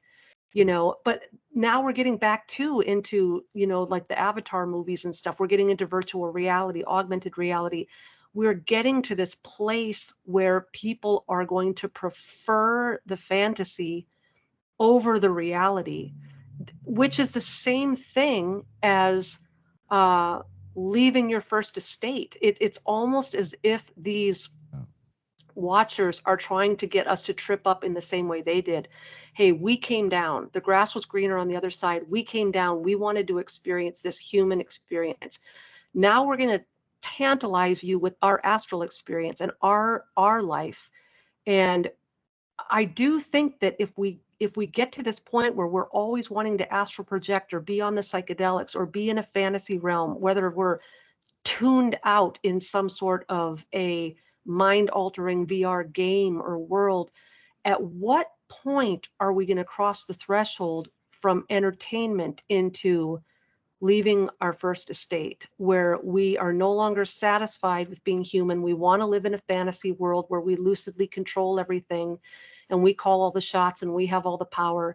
At what point is the Lord going to hold us accountable for no longer being satisfied with his plan or his timing of when we get our resurrection body? So I think we're on dangerous ground at this point. That goes really perfect with what I asked Gary Wayne. Now, with what you just said, the whole virtual reality, all that stuff, Gary Wayne. Now, the question again was, what do you think about Elon Musk becoming like pretty much the second guy in charge, and he wants to combine us with technology and merge humans with AI and all the cybernetics, all that stuff. Yeah, so really good stuff, and I'll get right to that, even though there's some things I wanted to chew on with what Vickie said. No. I forgot about coming back around to Elon. So in polytheism, there's a term that's called white hats and dark hats. It's their they have dualism at the macro level that I like to use in my own terminology to understand it. That's where they've placed Satan as an equal of God, and they're having this perpetual battle that no one ever wins. Or if they do, they just start another game. And so at the micro level, you have good magic and black magic, or white magic and black magic. You have evil witches and good witches. You have good kings and evil kings. And white hats and dark hats is what we understand that term as today. The white hats say they have humankind's interest at heart. Dark hats just want to wipe us from the face of the earth. The problem is we can't fall for the white hats because they have the same agenda as the dark hats. They just use different strategy and tactics to get there. And so there's a manipulation that's going on. So why did I place all of that in? Because that's why I watch Elon quite closely, and all leaders, is I want to know, just because they've signaled white hat, that is almost in itself suspicious. So how do I get there? So he was on record last year and early in the year talking about the evil AI that Google was creating and how awful it was, and that there's no controls, I mean, all sorts of things that he said and called it evil. So what was his solution? I'm going to create my own AI company and create good AI. It all has the same agenda, right? And doesn't matter whether it starts off as good or evil, it's got the same destruction, and it's an extinction level event for humankind. This is not rocket science, so to speak, to sort of mix that into the allegories of things. So I want to watch him very, very closely, and I'm certainly will support people who are promoting free speech and less persecution and all of those types of things, but only to what they continue to say and do. So he's on a watch for me right now, because he could very well be preparing us to get us into this new world order that they want to bring about in a faster way than maybe it was going to be rolled out, for all we know. And I look at the last Davos meeting in January, and the marching orders where AI is so far behind that we can't implement all of our system that we're going to need, like with the implant system, with the connection into interdimensions, and all of those different things that are connected into the CERN thing with quantum computing. And that, Shiva, when you're doing the dance, understand that Shiva is not just the destroyer, but also the recreator of worlds in the Hindu religion, and it recreates through the destruction of the old world. So it's the same allegory in the secret societies where the phoenix rises up out of the ashes. It's the same type of imagery. And that Shiva is a horn god. It's like an Azazel type, and while all of the associations there, but back on track here again. So when we look at what they're doing with that technology, and he's doubling down on it, and like within a week or so after the Davos meeting, he's out there advertising his NeuroLink. Yep. And the Davos crew were saying within 10 years, we're going to be of hive mind where we can communicate without speaking. And that's the mind of the occult royales. And so sometimes when you see the fleur-de-lis, sometimes it's manifested as a bee, because bee is very important with the mother goddess belief system as being at the top, and like a beehive. And that they believe that with that belief system, they could do things that couldn't be done working as one, with one hive mind, to work an agenda. And that they had it in the past, but with the intermarriage with humans and the dilution, they've lost that capability, and they want to reinstate that hive mind. And of course, what's really interesting about understanding the hive mind is that it's like thinking with one mind. Just like with one mind, the 10 kings are going to hand their power over to Antichrist in Revelation 17, and that God said that he would deliver up the giants to Israel. And the main proponent of that, and it's given to us 3 times, is he would send out hornets to discombobulate the giants. And the hornet, as it turns out, is the natural enemy of the bee.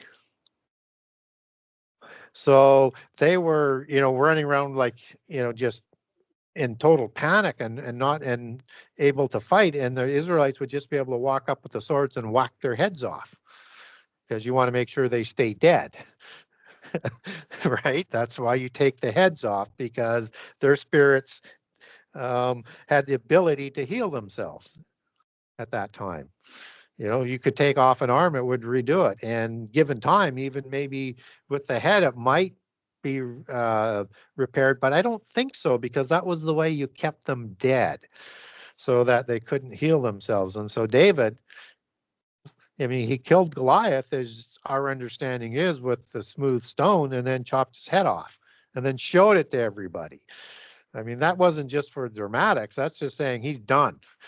I got 4 other stones. If there's 4 brothers or 4 other kings that would like to come, I'm going to take you on. So anyways, I'm digressing again, but it's always interconnected. And so they need this as part of that beast system that they're going to bring. That is going to be an interdimensional system. So he may be helping us to a certain degree, but he's using that as well to advance technology that may not be in our better interests. So yes, I like the things that he's doing, but as with President Trump, I'm very watchful as well. Again, I like that, we'll be persecuted less for a while. But again, I don't know where he sees himself fitting in. And he could see himself as saying, hey, I want the New World Order system. And he's basically said this. I just want a larger role. He's saying the same thing Xi is saying and Putin is saying. And they're all saying that to the European bloodline, saying, we don't disagree with your 10 kings that you want to bring about. We want a larger role, and it's not going to be exactly as how you said you wanted it to be. And we're not going to let you force that on us. Wow. Well, I guess all hope goes out the window now, huh? Well, you have to remember, part of the white hats and dark hats are to be polar opposite positions to cattle herd you into the open arms of the globalists, who have all of the solutions for all of the catastrophes that they brought on. Mm-hmm. Mm-hmm. And I also want to say, Gary, this goes back to what we're talking about with the green language, the whole concept too of black and white, that's not biblical language. Biblical language is light and darkness. Those are the categories that the Bible lays out. When I think black and white, we think duality, we think the black and white checkerboard, we think Freemasonry. So even when I first became familiar with that white hat, black hat terminology, I was immediately distrusting of it. It's not biblical language. We categorize according to light and darkness, not black and white. And I'm also wondering, Gary, because this just kind of popped in my head as you were talking about the beheading of these things. And I'm wondering if that is the fact that the saints in the end times are beheaded. It's all the guillotine talk. I wonder if that is their poetic justice. This is a tit for tat. It's the insurance. So if you understand that the bloodlines have this perpetual war gene, and that they're always trying to position for dominance, first of all, to be the bloodlines that are going to run the next beast empire, and the beast empires before, but now there'll be 10 kings, likely 10 bloodlines. But ultimately, there's only going to be one. And that's when Antichrist comes to power. Now, if they believe that they have immortal spirits that don't go to sleep, then if you are the Antichrist and you're going to ensure you're not going to have the rivals, and if those who are rivals don't swear their allegiance by taking the mark and an oath of allegiance, we're going to kill all of those people who do it, because there could be rivals hidden amongst the humans. So they'll just take everybody's head off. Wow. Now, interesting passage in the time of Jesus that sometimes when I talk about beheading, it was, by the way, it was the most horrible way for a royale to die. That they lost basically their ability to get to their heaven in Sheol or Hades. And typically, I don't know whether they're forced to wander the earth or because they're not able to go to heaven. But you also have these terrible ones that are in the pit prison, which are another degree of terror. They're the terrible ones. So they either went there or wander the earth. But in the time of Jesus, he goes to John the Baptist and becomes baptized. And immediately after, John is captured by the Israelite or the Judean monarchy and Herod of that time. And then Herod ends up taking his head, right? Which is not uncommon in history. But then what happens later is what is really sort of freaky. And only if you understand this concept of that's the only way you can keep them dead. But does this make any sort of sense? And so he hears rumors and stories of somebody preaching in the Galilee, as the Bible tells us. And he freaks out. He thinks it's John. And why is he freaking out? Because that's not possible in their belief system. He took the head.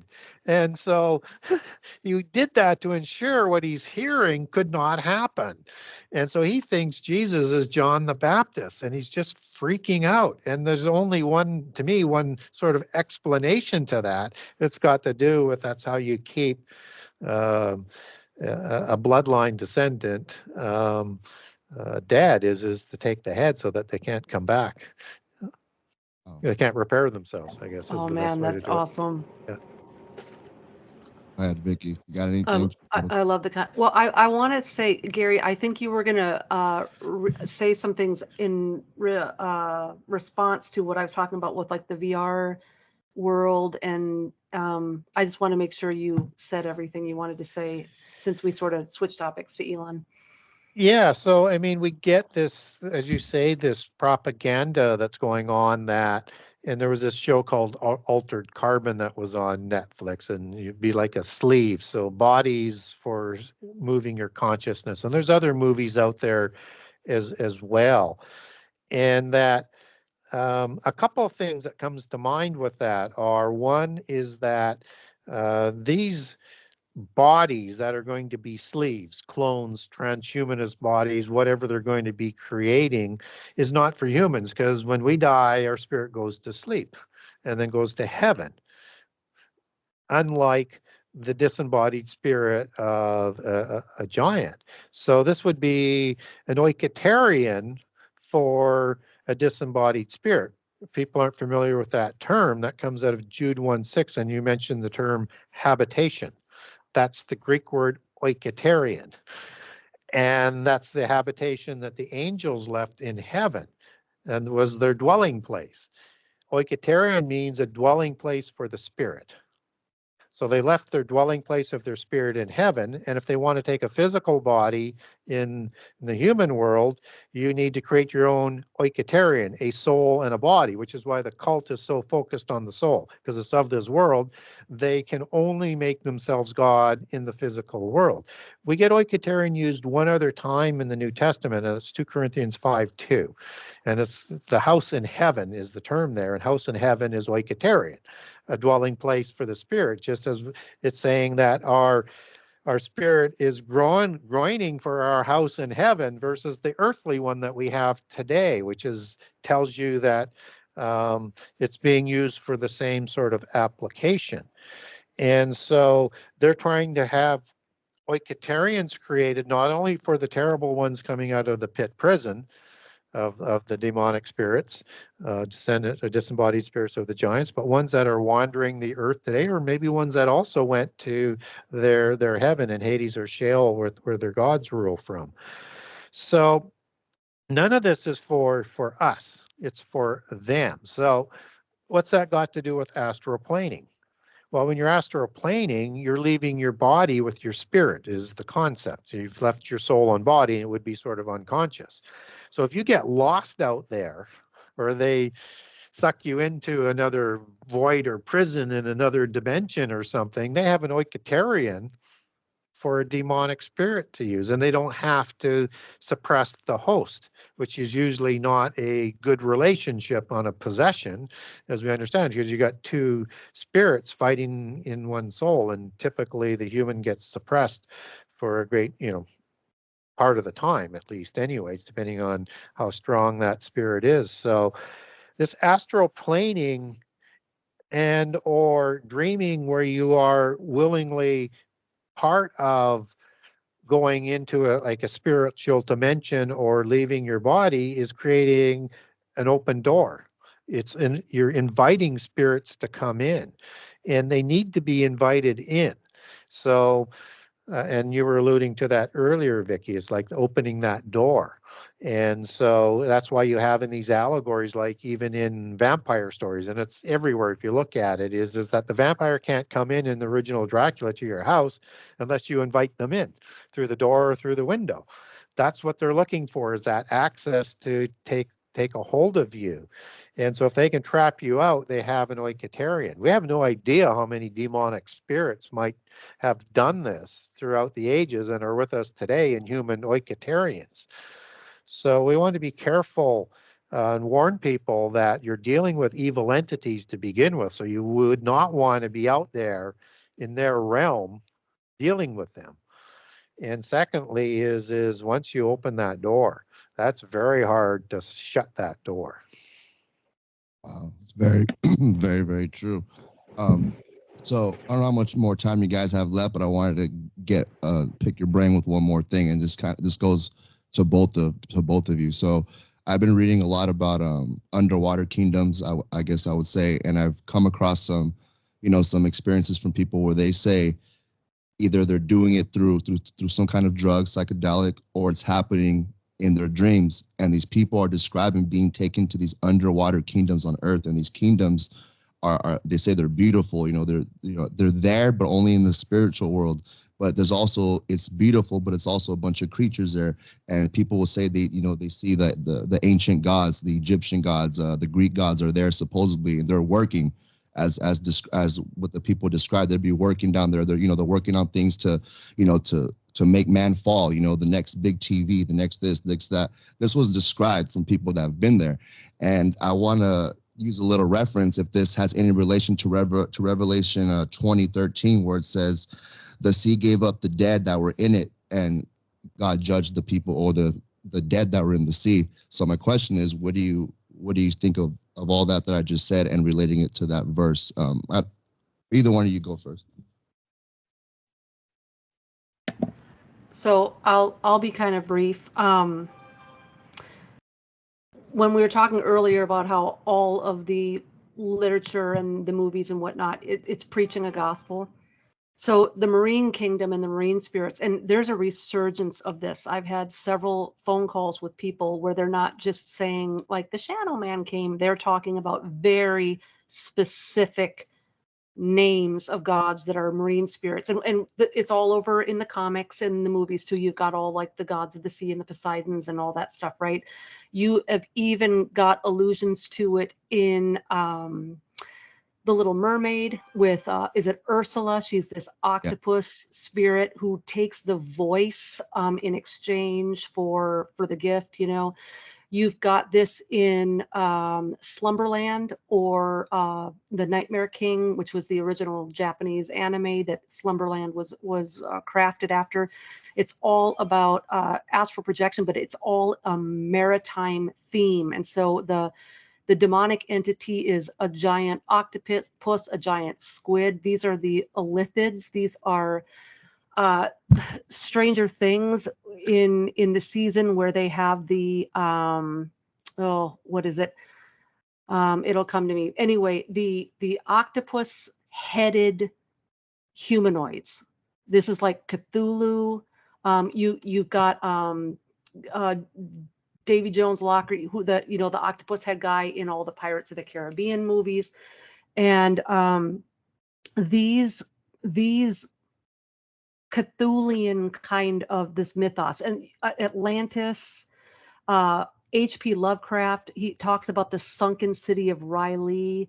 And Gary, remind me, what did Blavatsky call Atlantis and all that? She had her own.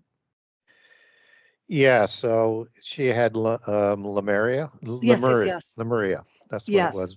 Thank you. But there's two versions on that. It's the same as Atlantis, or it's the parent organization to the 7 civilizations. Yeah. Interestingly, where I am hearing a lot of marine spirit type of stuff, it's not from people, just average people having sleep paralysis. It's people who are calling me who are trying to get out of, they're trying to overcome ritual abuse. They're the people coming out of SRA. They're the people with DID. the ones that are way more deeply and enmeshed with the occult and who have been in rituals and things like that, they are talking now a lot about these marine spirits. And I wish I could remember the name, you guys. I'm drawing a blank. What's the big spider-like creature in the Stranger Things episode, season 1? Talking about, but I don't know the name of it. Yeah, I don't know why I can't think of it. That is being modeled after it. It's sort of a misinformed version of the mind flayer. That's what it is. The mind flayer is the Elithids, and it's not an arachnid or a spider creature. It is a squid or octopus like humanoid. So you've got a humanoid with this octopus. It's like it's the Cthulhian stuff. And so I think we're going to be seeing a lot more of these sort of things manifesting. And I think that the cipher for a lot of this stuff, the occult cipher, is the Lovecraft. And it's interesting too, because everybody, when they think of Lovecraft, they think of Cthulhu, but he also wrote 2 or 3 stories with another demon creature that were like frog people.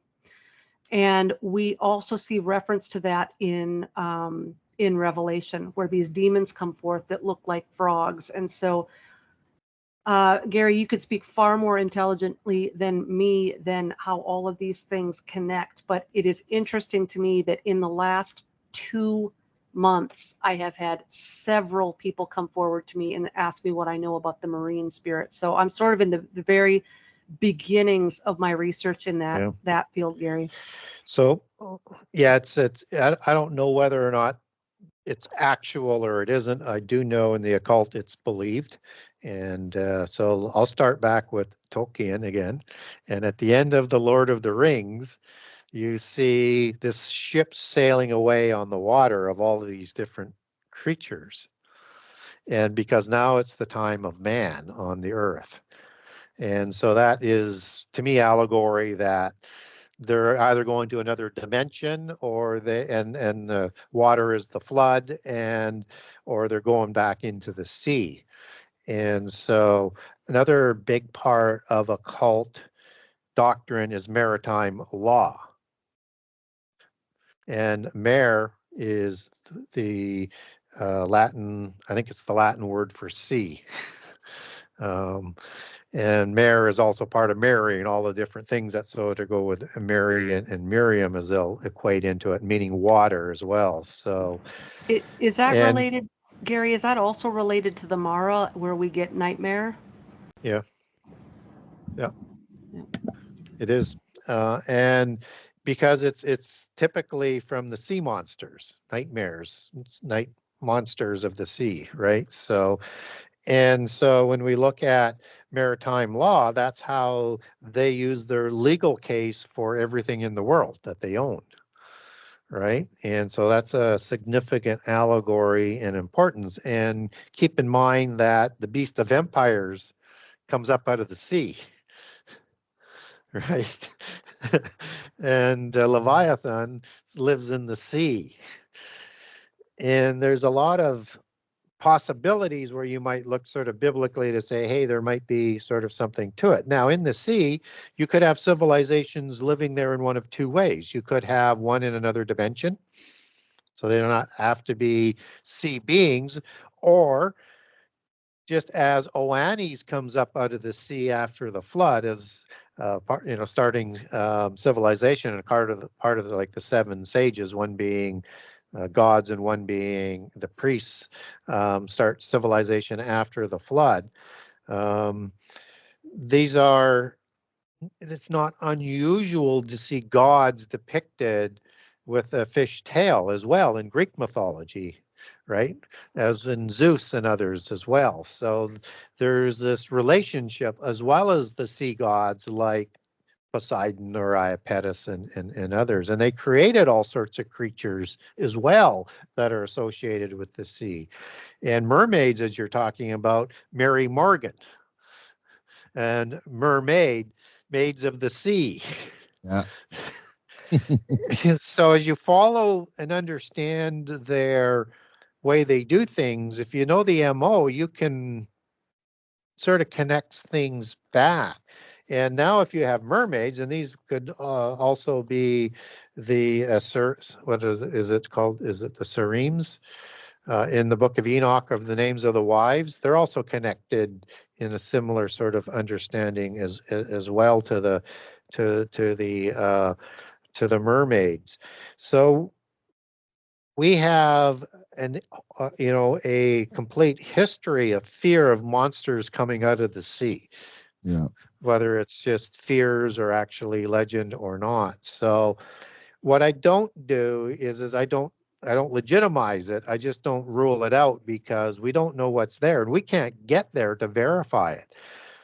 And it always sort of thought to me is if you had the technology of the angels and you wanted to save creatures or to be able to recreate things in private, you could build underwater places to have creatures live. You could create great domes or things like that. I mean, the technology they would have would be unimaginable. So why couldn't you have those things under the sea? Just as we have like these salamanders, the fourth elemental group of reptilians that live in the earth. Is that really in the earth or is that in another dimension? Could be either, it could be both. We don't know. So I think there's a good possibility that there is that type of connection. I know Atlantis has a lot of watery, obviously, allegories interwoven into it. To me, though, that isn't an undersea bloodline. So when we see the current shows on Atlantis and the Poseidian bloodline, that seems to be is reflecting another allegory, not necessarily the kings of Atlantis, which were 10, which is why they talk about the end time as the new Atlantis, with the 10 kings of, the 10 horns, the 10 kings, and the 10 toes. It's all the same sort of allegory. But there's a bloodline there of creatures that are portrayed in that accounting of Atlantis and that bloodline. So in the latest 2 movies that they did on it. So like I say, it's interesting for sure. And there is a significant importance to them with the sea. So my gut feeling is, yeah, there's something to it. I don't have enough. It's like Antarctica. Yeah. I just don't have enough to go out on a ledge on it and say, yeah, this is what's going on there. But there's too much information that they put out with that imagery not to represent what they believe, because it's the same thing as when they do the portals. We know there's different dimensions and we know they live in other dimensions. So I would put that akin to all of this sea allegory. I just can't quite get my arms around exactly what it is yet. Well, some food for thought. Some people that I talk to that have all these, these astral projection experiences, and or they get abducted by aliens, all this stuff. Some people are saying that the whole time when they were on another planet, they were actually in this underwater ecosystem that was man-made. And and who are they to say that? Like, how would you know you're not on another planet? You're 10 miles underneath the sea. And I'll even go out too far to say that there's even people saying that they call them whistleblowers, that they're saying that there's people being born in these underwater domes, not even knowing that there's a life on Earth. So it's like a whole, probably running things like a whole different way down there. You can go on and on and on this topic, but I thought I'd ask you that. And we used to see, we haven't seen a lot of it in the last 10 or 15 years, but before that, there was a lot of movies where these dome civilizations were on the ocean floor. It was a common allegory that was out there. And then it kind of disappeared to a certain degree. So it's interesting for sure. And one of the things I always like to tell people is that it's not important whether or not we believe what they say.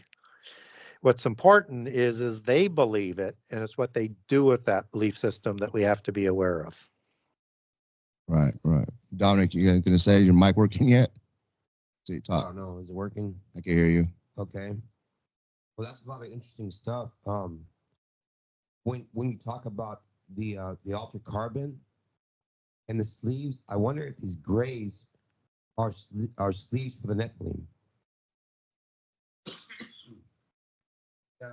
Did you hear what he said? Yes, I did. I look at the grays as a separate being than the Nephilim. Yeah. And so in the ugly group of the elementals is a group called gnomes. And the gnomes looked after all of the genealogies and the knowledge and the technology of the angelic realm and or the giant realm and or both. And so they're depicted as these ones who come through these fairy portals or fairy domens in flying UAPs, kidnap people, do sexual experimentation on it to try and renew their physical DNA because they're having a reproduction issue, which giants did as well, which is why they had to intermarry with humans after the flood, not before the flood, where they produced incredibly. And these were understood, these gnomes are specifically called in the occult the grays or the gray gnomes. And in book one, I give a couple examples of them. And if you didn't know they were gray aliens, if you didn't know that they were gray fairies, you would think they were the gray aliens, and they're described exactly the same and do the same things as the grays. So I think they're worrying about developing their own oikotarians and not necessarily the oikotarians of the disembodied spirits of the giants. So my gut feeling is they're distinct. And typically, and again, the gnomes are part of the elementals. The Nephilim are higher up on the hierarchy. Mm-hmm.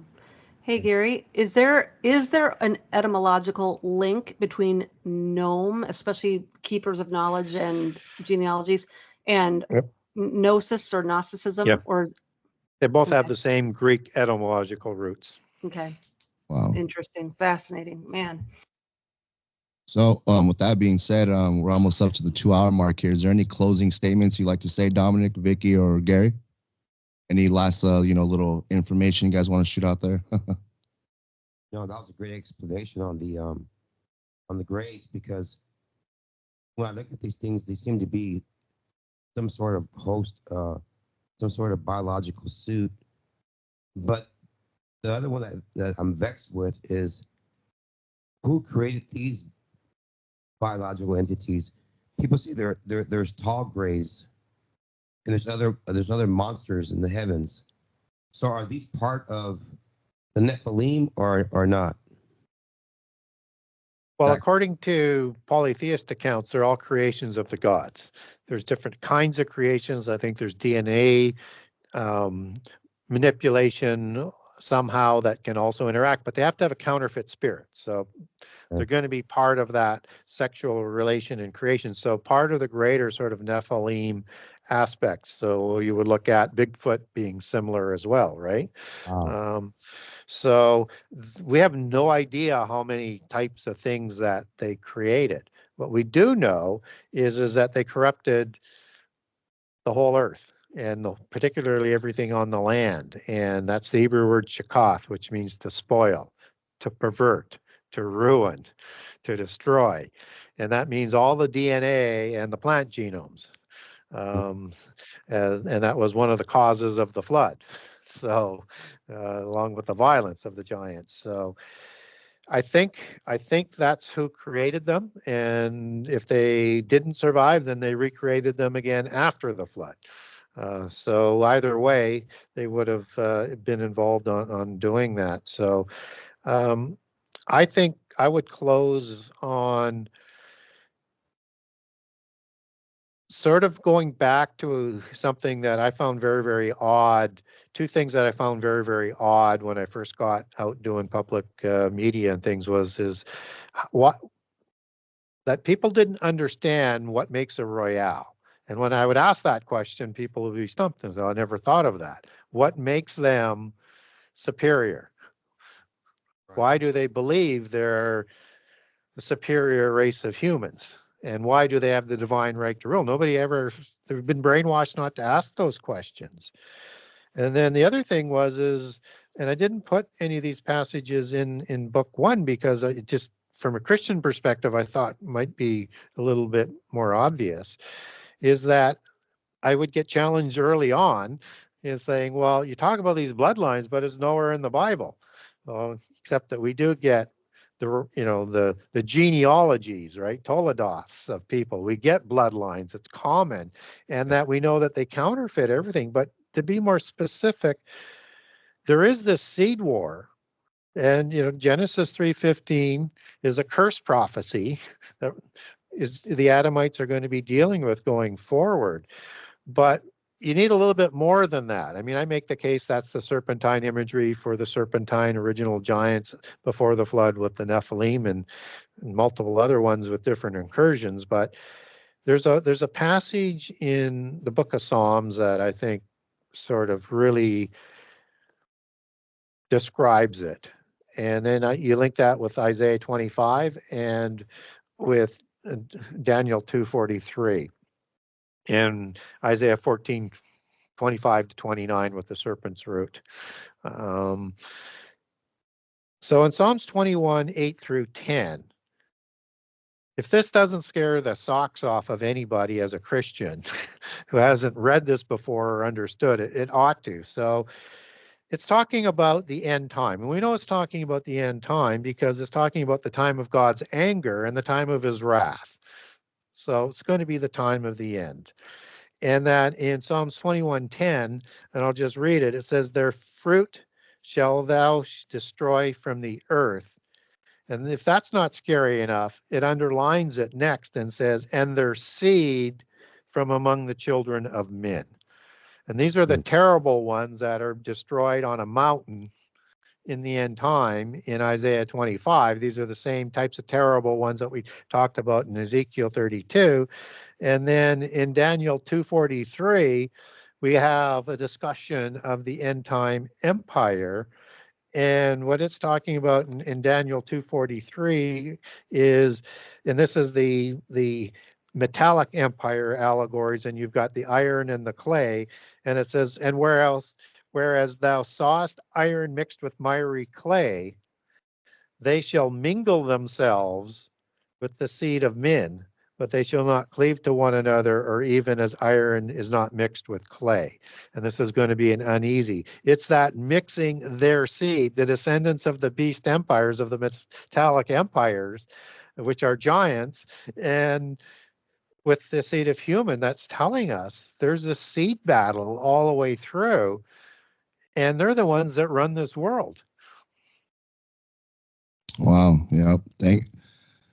It's a lot to digest at once. Your information is always very on point, and it's always like Vickie over here taking notes. It's like you're just and a professor. You're a professor. Honestly, you explain things very well, and that's why we all like you. So thank you very much, Gary. God bless you. And Vickie, have anything you want to say to close?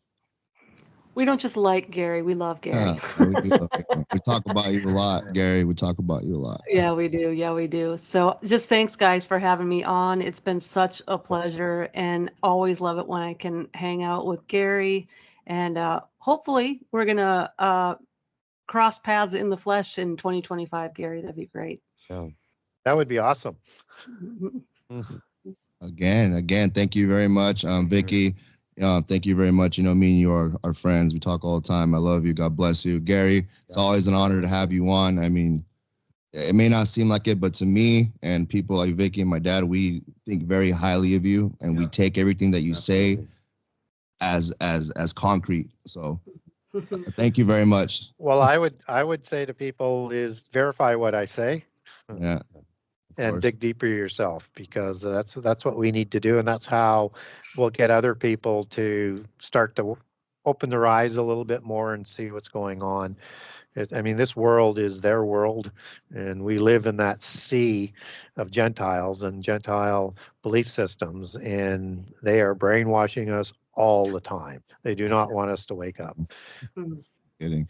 All right, so with that being said, I'm just going to close out the recording here.